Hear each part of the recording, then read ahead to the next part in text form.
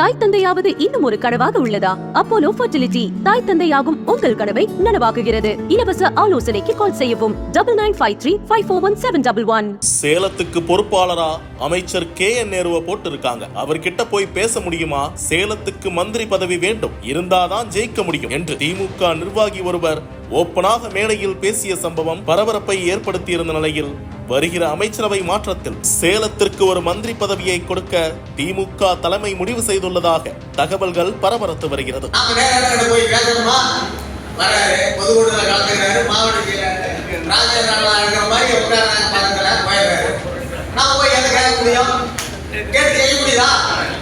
சேலம் மாவட்டத்தை பொறுத்தளவில் 11 சட்டமன்ற தொகுதிகள் இருக்கின்றன. அதில் கடந்த 2021 சட்டமன்ற தேர்தலில் திமுகவால் வெறும் ஒரு சட்டமன்ற தொகுதியில் மட்டுமே வெற்றி பெற முடிந்தது. திமுக சார்பில் சேலம் வடக்கு சட்டமன்ற உறுப்பினராக பனைமரத்துப்பட்டி ராஜேந்திரன் மட்டுமே வெற்றி பெற்றார். அதனால் சேலம் என்னுடைய கோட்டை என்று மார்த்தட்டிக் கொண்டார் எடப்பாடி பழனிசாமி. இந்நிலையில்தான் சேலத்தின் பொறுப்பாளராக அமைச்சர் KN நேருவை நியமித்தார் ஸ்டாலின். அப்போதிலிருந்தே அதிமுகவின் கோட்டையான சேலத்தில் இருந்து ஒவ்வொரு கல்லாக உருவத் தொடங்கினார் KN நேரு. சட்டமன்ற தேர்தலை தொடர்ந்து நடைபெற்ற உள்ளாட்சி தேர்தலில் பெரும்பான்மையான இடங்களில் சேலத்தில் திமுக வெற்றி பெற்றது. அண்மையில் நடந்து முடிந்த மக்களவை தேர்தலிலும் திமுக வேட்பாளர் செல்வ கணபதி பெரும்பான்மையான வாக்குகளை பெற்று அசத்தல் வெற்றி பெற்றார். சேலத்தில் எடப்பாடி பழனிசாமியை எதிர்த்து KN நேரு அரசியல் செய்து வந்தாலும் அவரை எளிதாக அணுகி பேச முடியவில்லை. பிரச்சனைகளை சொல்வதற்கும் தேவைகளை கேட்பதற்கும் நம்மூர்காரர் ஒருவர் அமைச்சராக இருக்க வேண்டும் என்ற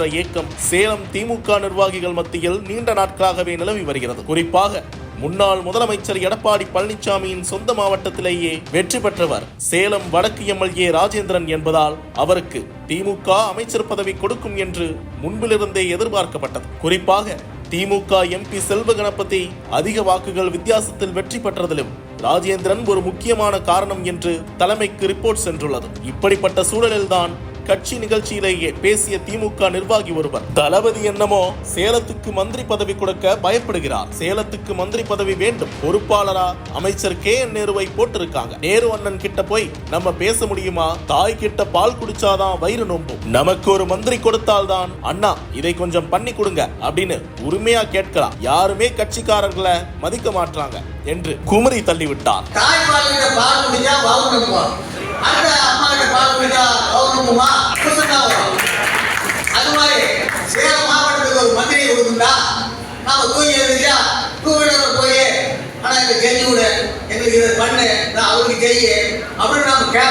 இந்நிலையில்தான் நீண்ட நாட்களாகவே அடிபட்டு வரும் அமைச்சரவை மாற்றத்தில் இம்முறை சேலம் ராஜேந்திரனுக்கு அமைச்சர் பதவி கொடுக்க வாய்ப்பிருப்பதாக தகவல் வெளியாகியுள்ளது. அப்படி கொடுப்பதன் மூலம் 2026 தேர்தலில் சேலம் திமுக நிர்வாகிகள் ஜோஷாக வேலை பார்ப்பார்கள். மேலும் எடப்பாடியை எதிர்த்து அரசியல் செய்யவும் சேலத்தில் அது உதவியாக இருக்கும் என்று கணக்கு போடுகிறது தலைமை.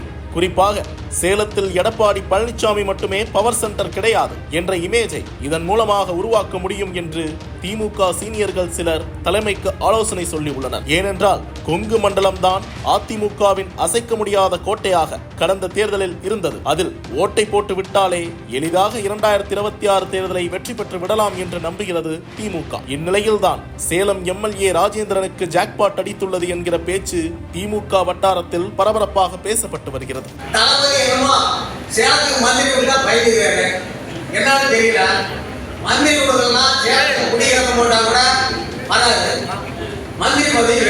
தாய் தந்தையாவது இன்னும் ஒரு கனவாக உள்ளதா? அப்போலோ ஃபர்டிலிட்டி தாய் தந்தையாகும் உங்கள் கனவை நனவாக்குகிறது. இலவச ஆலோசனைக்கு கால் செய்யவும் 9953541711.